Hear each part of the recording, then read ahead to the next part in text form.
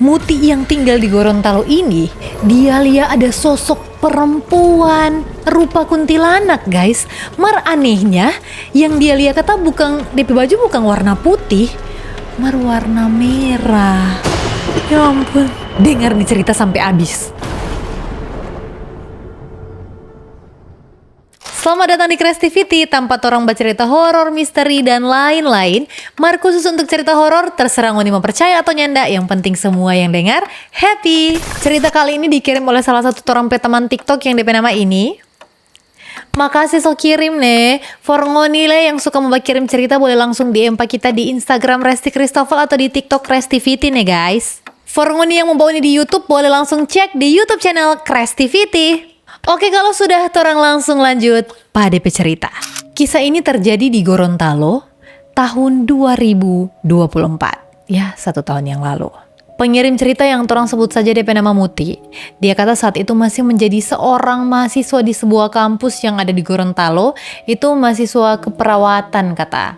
Saat itu, dorang harus melakukan KKS. Kita minta dia salah ketik atau apa. Pokoknya KKS. Kalau di Manado biasa jaga bilang KKN atau KKT. Pokoknya mirip-mirip dengan itulah. Orang sebut KKN jo ya supaya lebih familiar. Oke? Dorang kata saat itu melakukan KKN di Kabupaten Boalemo. Kita sunya ndak mau sebutkan DP spesifik daerah ada di mana, pokoknya ada di kabupaten tersebut. Sebelum pergi lokasi KKN, dorang kata ada bah kumpul dulu di kampus supaya mau pergi sama-sama. Nah saat itu kata dorang yang ada 5 orang perempuan dan 4 orang laki-laki ini, so sampai di Kabupaten Boalemo di salah satu desa yang ada di situ, kong kata dorang so disiapkan tempat tinggal yang akan menjadi dorang pe tempat akomodasi selama dorang menjalankan program kerja KKN di desa tersebut. Nah dari kata cerita-cerita orang-orang yang ada di sekitar, ini rumah ini memang kata bagus dang. Cuma rumah itu ternyata so 4 tahun nyanda ditinggali. Jadi 4 tahun rumah itu kosong. Nah ini Muti katu, dia ternyata so bilang dang kak, kita ini kok sebenarnya memang bisa jaga babalia dang tuh hal-hal begitu dang. So biasa lah pa dia. Kong kata pas dorang mau masuk itu rumah ada buka pintu sama-sama ini guys. Mau nih tahu apa? DP buka pintu di dinding yang lurus pandangan mata begini. Muti lihat ada sosok nenek-nenek. Dia kata pakai kebaya warna abu-abu, kung DP rambu ada konde guys. Dia ada berdiri pas di sebelah vas bunga yang cukup besar sambil menatap tajam Pamuti deng teman-teman yang masih berdiri di pintu itu. Wah gila dang, ini sambutan yang sangat mengerikan wey. Kalau misalnya Muti pe teman-teman lain le bisa lihat, kayaknya dorang so pingsan sih, termasuk kita wey. Torang lanjut. Pas lihat itu kata, memang Muti bilang, kak kita tak kaget no ada lihat dang. Cuma karena kita so biasa balia-lihat tuh begitu, kong dia lagi ada setunjuk muka yang nyanda muka ancur begitu dang.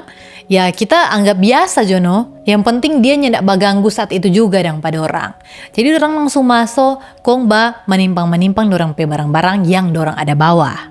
Masih di hari yang sama setelah kata dorang menimpang dompe barang-barang dang, ini Muti memutuskan untuk dia mau tidur dulu di kamar yang ada di rumah itu dang. Dia bilang, guys kita mau istirahat dulu soalnya capek dan perjalanan dari kampus ke rumah itu toh. Dia pergi di kamar, tidur sendiri. Di kamar itu ada tempat tidur, kong ada jendela begitu. Kong kata, pas dia mulai setengah sadar, mulai terlelap, dia rasa rupa ada orang kata ada banai di tempat tidur pada dia. Ngoni pernah sementara tidur kok ngoni pe sudar atau ngoni pe orang tua misalnya ada baku ikut tidur di ngoni di tempat tidur dang. Begitu kata yang Muti rasa. Cuma saat itu Muti berpikir dia sunyak buka mata dang. Dia cuma pikir mungkin sto salah satu dari DP teman-teman satu posko sto mau istirahat. Jadi dia bagi tahu dia tidur terus dang. Pas kata so tidur lebih nyenyak begitu dang. Dia rupa ada mimpi guys. Jadi Muti bilang, kak kita ada mimpi dang. Di kamar itu ada sosok perempuan yang ada berdiri bahaga Pamuti yang saat itu ada tidur di kamar tersebut. Muti kata saat itu memang cuma ada baku haga dengan itu sosok perempuan itu dang. Mar kata tuh cewek dang, dia cuma dahaga pamuti sambil bersenyum guys. Jadi Muti bingung lagi dang. Nyendak lama setelah itu, Muti kata rupa ada takagi bangun dang.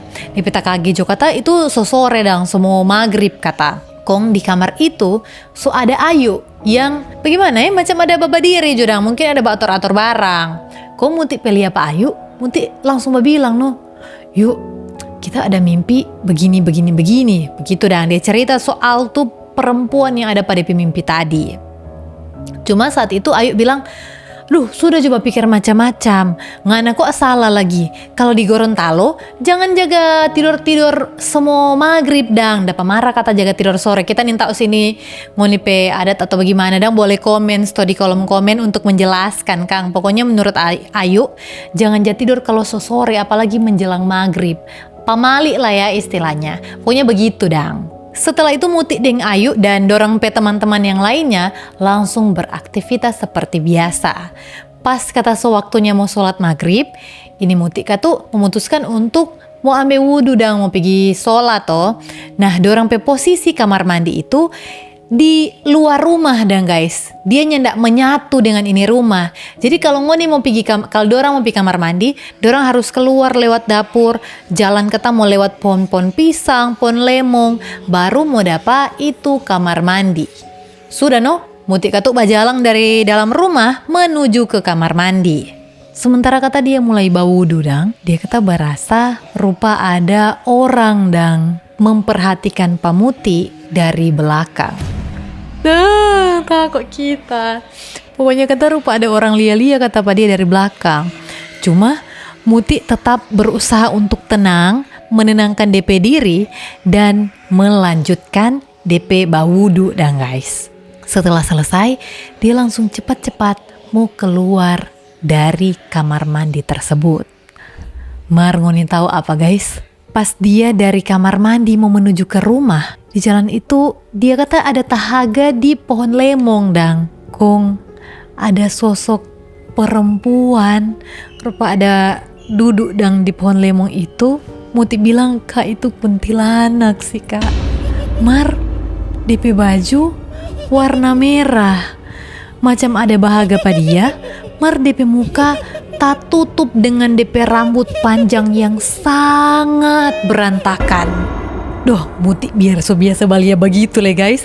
Dia kan langsung lari masuk cepat-cepat ke dalam rumah.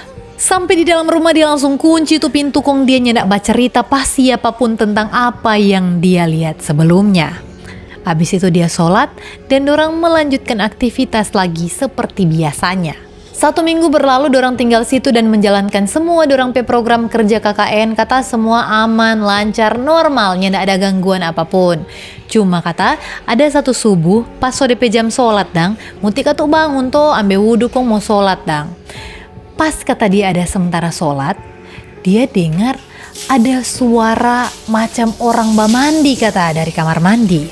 Saat itu Muti berusaha berpikir positif dang, mungkin DP temang tuh. Jadi dia tetap fokus sholat. Kong Muti kata tiba-tiba dang dia berasa rupa ada orang berdiri di belakang dia sambil kembali memperhatikan Muti yang sementara sholat saat itu. Muti tetap berusaha berpikir positif, nyanda ini pasti dorang salah satu dari DP temang-temang dan yang mungkin so bangun saat itu. Jadi kata Muti sholat no. Kong kuat memang DP teman-teman ada tidur cuma di satu ruangan dengan DP tanpa sholat dang. Kong dia ada tahaga lah pada DP temang. Dia tak kagi kata guys. Sambil sholat dia berpikir, kenapa dorang semua di situ ada tidur dang? Kenapa semua di situ lengkap? Kong yang ada balia apa kita dari belakang? Siapa dang?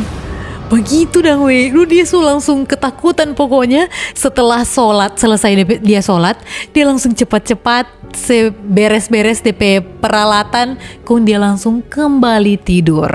Mar, memang kata sampai di titik itu Muti nyak bercerita apapun pada DP teman-teman yang lain supaya mungkin aman dan dorang lagi nyak merasa takut. Punya begitu no kata. Dari situ ini Muti sobat pikir dang, Aduh, memangnya ndak beres sih pasti ini rumah ini dang. Bayangkan dari pertama kong seberapa kali lihat sosok dang dia di dalam rumah itu. Mar kita lihat kalau jadi muti sih kita nih mau sih tamu cerita pada teman-teman supaya tom semua pindah jo. Tanya sanggup lanjut. Singkat cerita, setelah beberapa minggu dorang tinggal di desa tersebut, ada kata satu malam yang dorang di posko itu cuma ada 4 orang. Cuma ada Muti, Ayu, dengan ada 2 orang dorang teman laki-laki. DP nama Ucan dan Fatra. Saat itu kata, dorang ada baba kumpul baba cerita di rumah dorang tempat tinggal.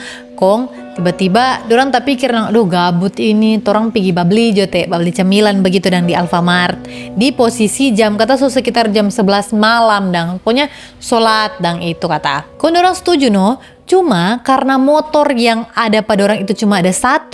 Jadi kata karena dorang kan 4 orang 2 orang juga kata pergi babli di Alfamart, 2 orang batunggu di rumah.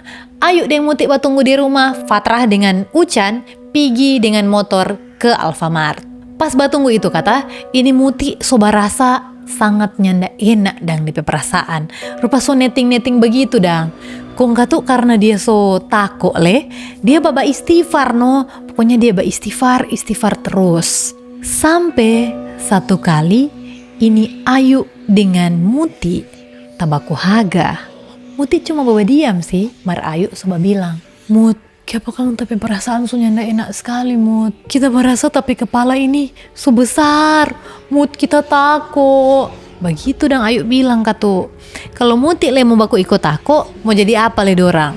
Jadi katu Muti, sekuat Pak Ayu.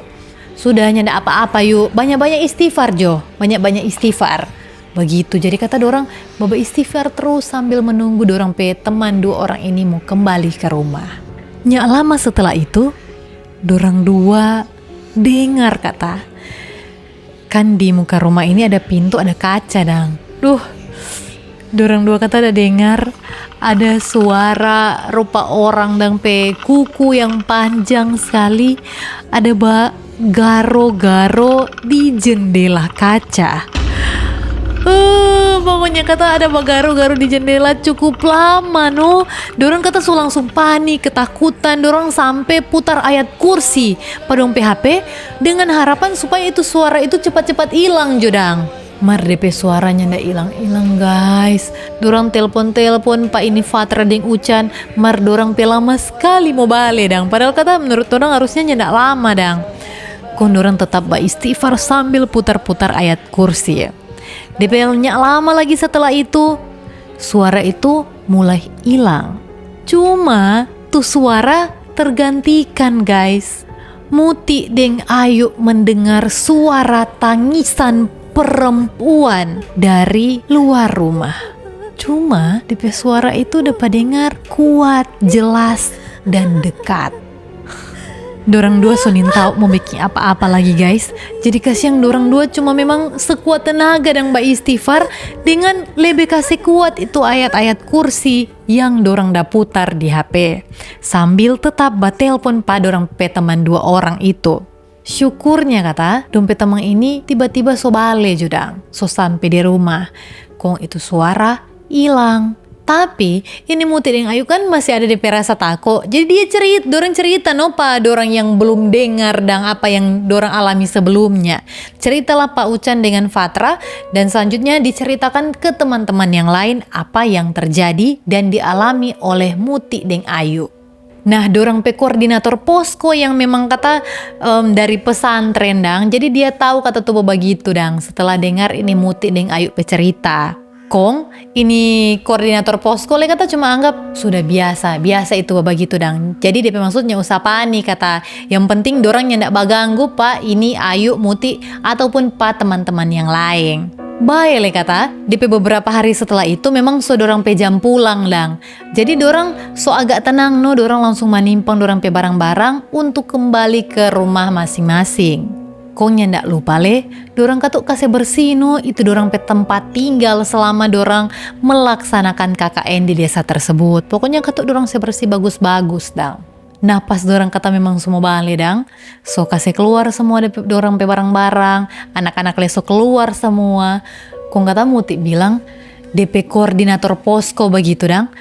Dia kata yang ada mau kunci tutup pintu. Sebelum dia kunci tutup pintu, dia rupa ada bajau begitu dang. Dong semua ada mengada itu rumah no. Kong DP koordinator posko bilang, torang semua permisi nih. Terima kasih deng minta maaf kalau misalnya mungkin ada baba ganggu. Deng minta tolong nyanda usah baganggu patorang lene. Mau tahu guys, tuh pintu tiba-tiba bageser. Tak tutup sendiri. Muti bilang, kak kita antara mempercaya dan nyanda sih ini kak, mari kita udah lihat sendiri pakai tape mata kepala sendiri dan itu kejadian itu. Habis itu kata DP koordinator posko rupa bilang, oh sudah so diizinkan kata, dorang lain nyanda mau baganggu begitu dang. Kong sudah no, dorang kunci tuh pintu, dorang kembali ke rumah masing-masing dengan perasaan lega. Karena dorang soalnya ndak akan lagi kata mau merasakan gangguan-gangguan atau teror selama dorang tinggal di rumah itu. Karena ternyata kata bukan cuma Pamuti deng Ayu ketuk yang kena teror, DP teman-teman yang lain lagi kena teror yang sama, cuma ndak bat cerita pat teman-teman yang lain lagi. Pokoknya begitulah guys DP cerita KKN di sebuah desa yang ada di Kabupaten Bualemo, Gorontalo. Kung kalau ngani punya cerita le, jangan lupa langsung jo DM pak kita pe TikTok atau Instagram Resti Christoffel dengan TikTok Restivity. Jangan lupa juga subscribe YouTube channel Restivity. Saya menyala DP tombol notifikasi, like, komen, dan share video TikTok ini dan torang baku dapat ulang di video selanjutnya.